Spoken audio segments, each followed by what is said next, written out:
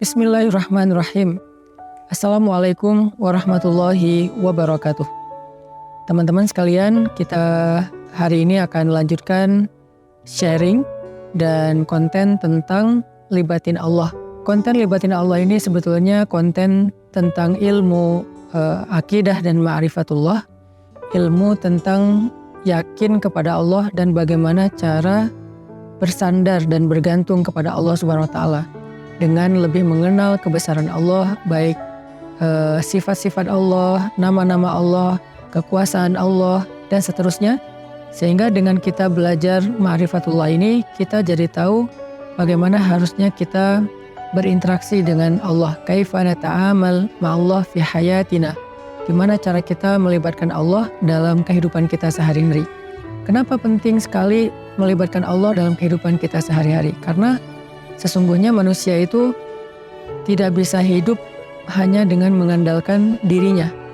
Orang kalau misalnya cuma mengandalkan dirinya, maka hidupnya akan banyak zalal. Zalal itu banyak trouble, banyak mentoknya. Karena kita ini dhaif, kita ini halu'ah, kita ini ajula, kita ini banyak keterbatasannya. Bahkan cenderungnya manusia itu rugi. Sebagaimana yang kita sering ulang-ulang ayatnya, innal insan lafi khusr. Manusia itu pada dasarnya banyak merugikan diri sendiri, kecuali kalau dia beriman kepada Allah, artinya dia bergantung kepada Allah. Illal ladzina amanu dan seterusnya.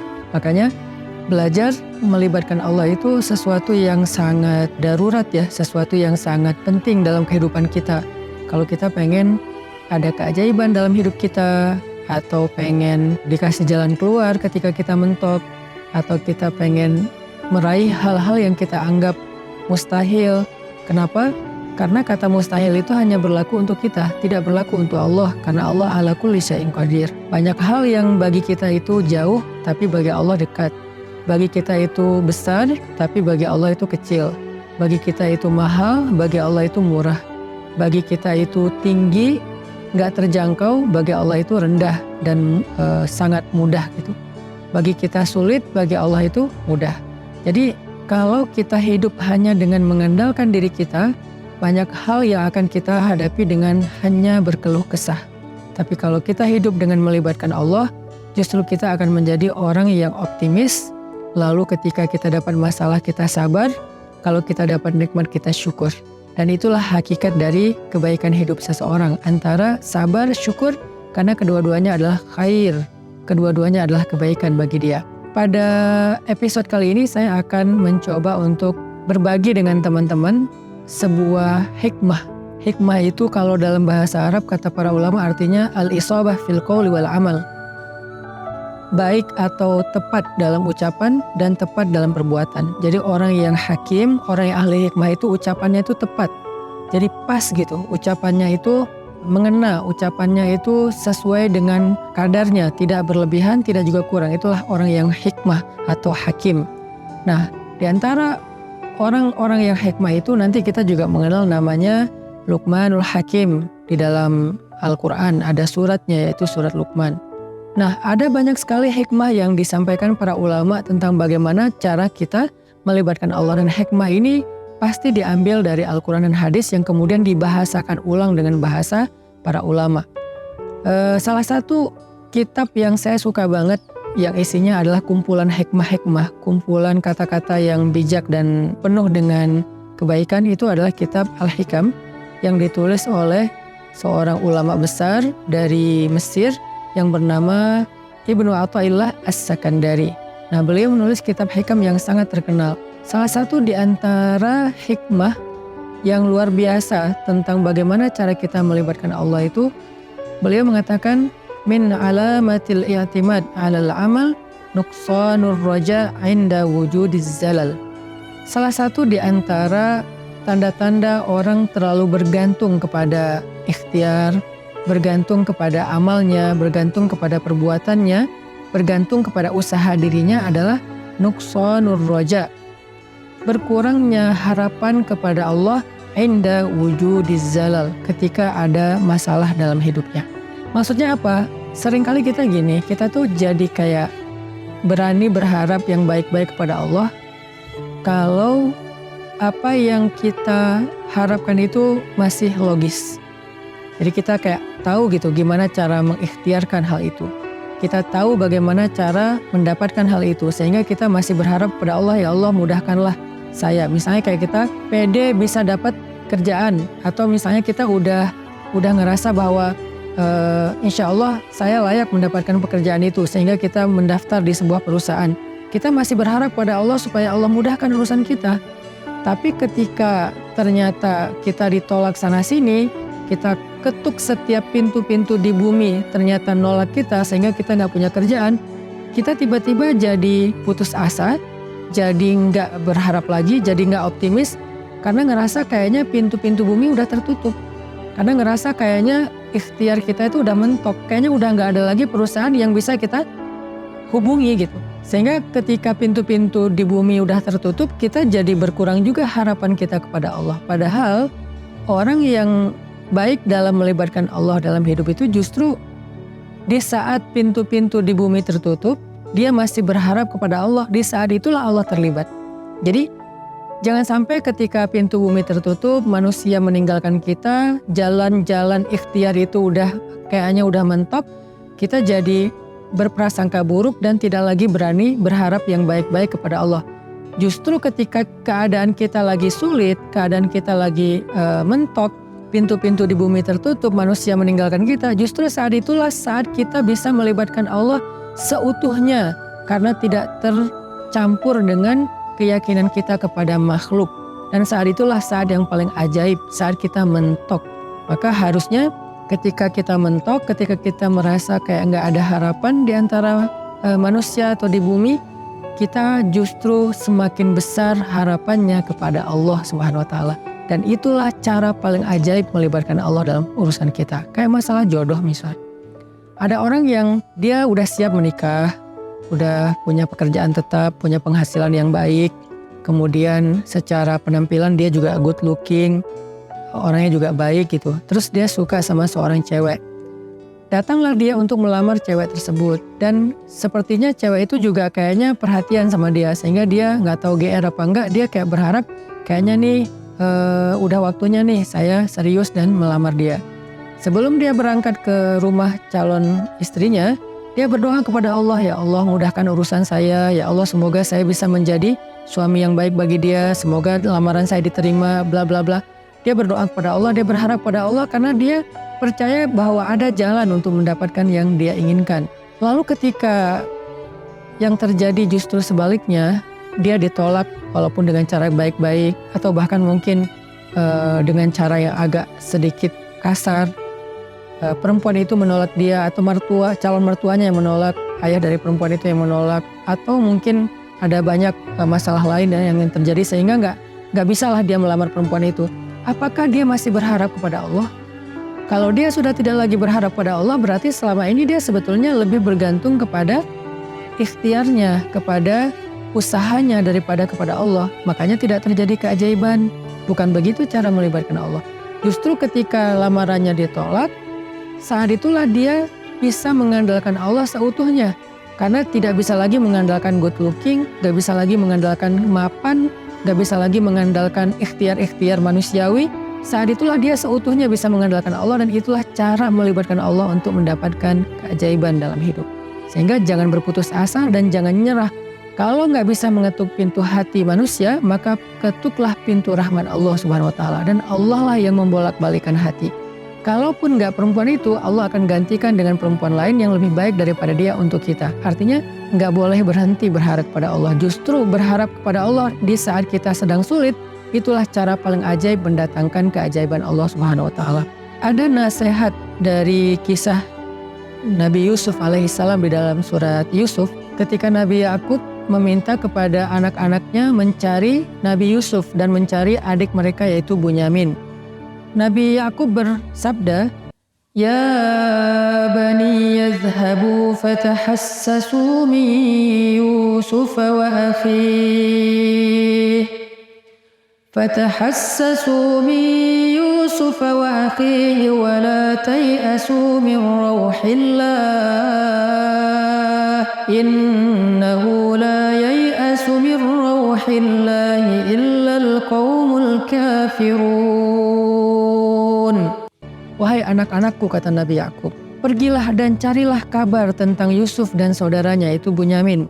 Dan janganlah kalian berputus asa dari rahmat Allah, dari pertolongan Allah, dari campur tangan Allah, dari keajaiban di sisi Allah.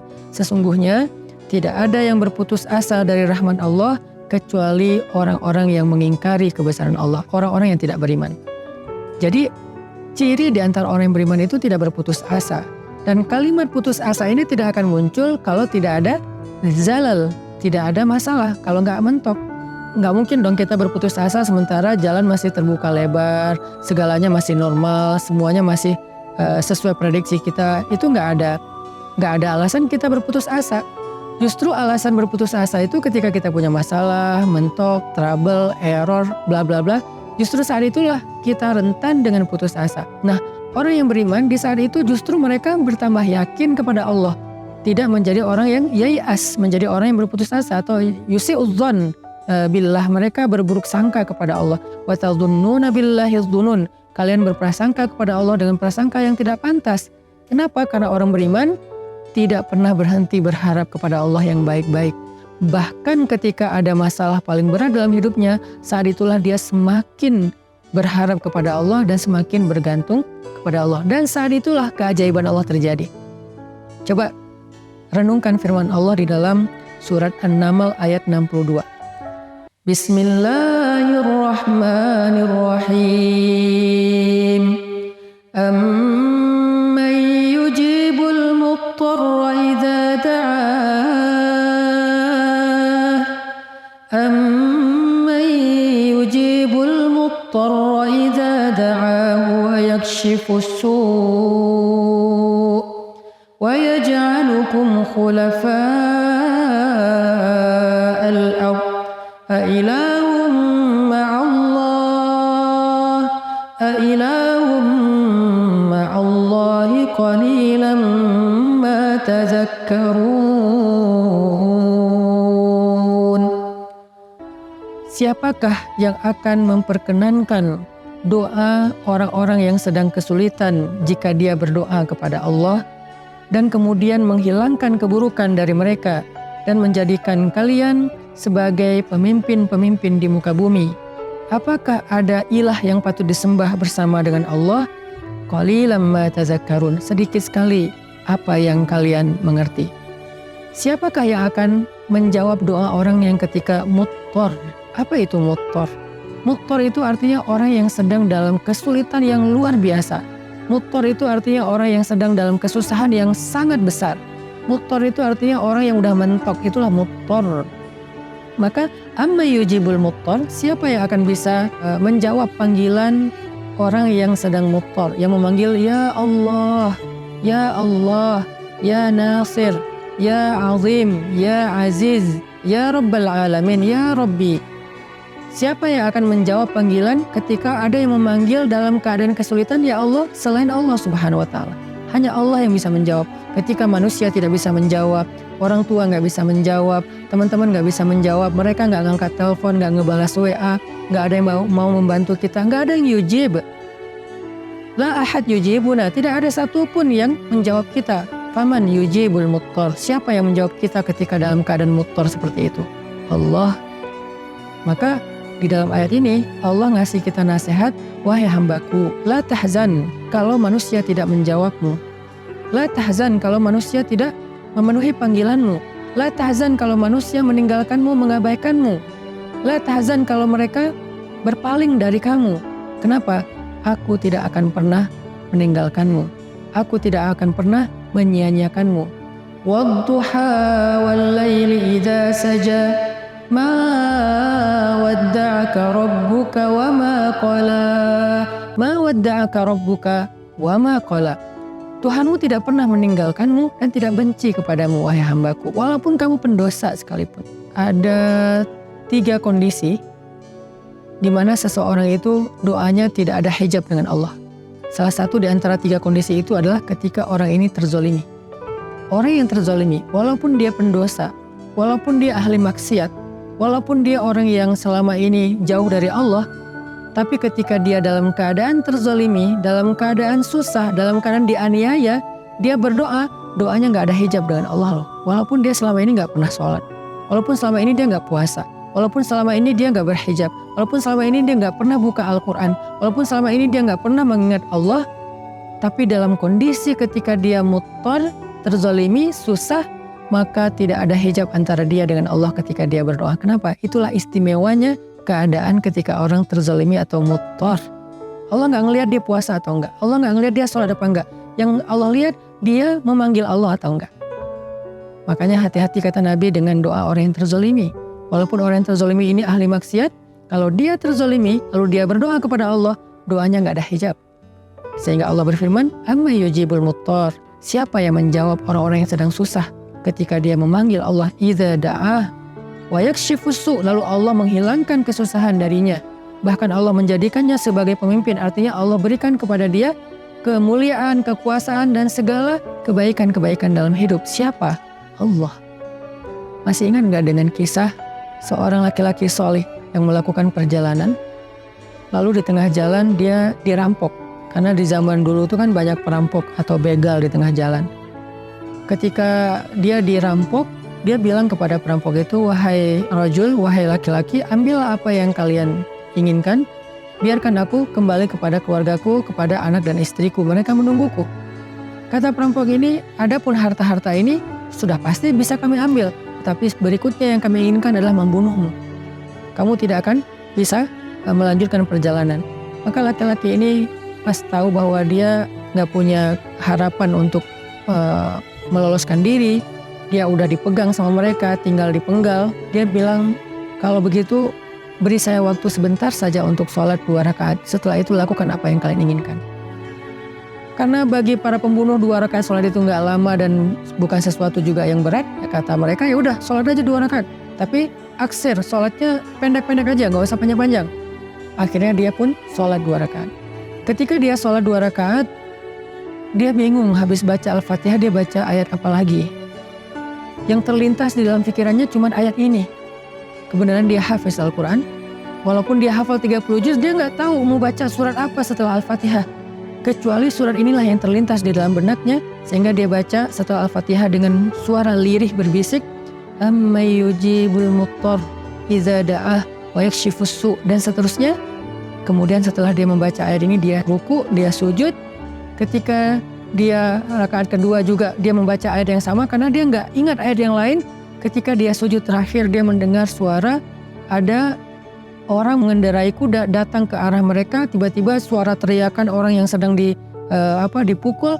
Lalu setelah itu kuda itu menjauh pergi, dan ketika dia bangkit dari sujudnya, dia tahiyat, dia salam. Selesai dia salam ke kiri, dia ngelihat para perampok-perampok itu dalam keadaan telah terkapar dan dalam keadaan tidak bernyawa. Kemudian setelah itu dia bertanya kepada laki-laki yang mengendarai kuda, ya fulan, man ant, siapa kamu, siapa kamu? Orang itu menjawab, aku adalah utusan dari zat yang mendengar dan menjawab panggilan orang yang memanggilnya. Aku adalah utusan zat yang menjawab orang yang memanggilnya, yang menjawab siapa yang dalam keadaan susah yang memanggil dia, yaitu utusan Allah Subhanahu wa Ta'ala. Akhirnya orang ini pun selamat dan membawa hartanya kembali ke kampungnya. Ini salah satu contoh kisah yang sangat terkenal di antara kisah-kisah para ulama.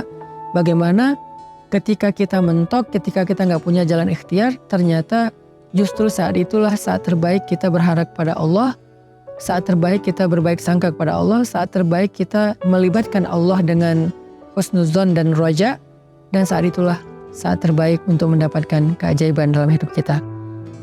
Yang terakhir, kisah 3 orang yang terkurung di dalam gua. Mereka sedang melakukan perjalanan, terjadi badai, akhirnya mereka berlindung di dalam gua. Ini terkenal juga kisahnya dengan riwayat hadis yang sahih.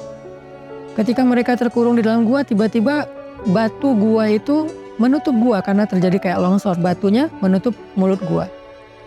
Dalam keadaan seperti itu mereka takut kehabisan udara dan mereka nggak bisa makan dan seterusnya, mereka terjebak.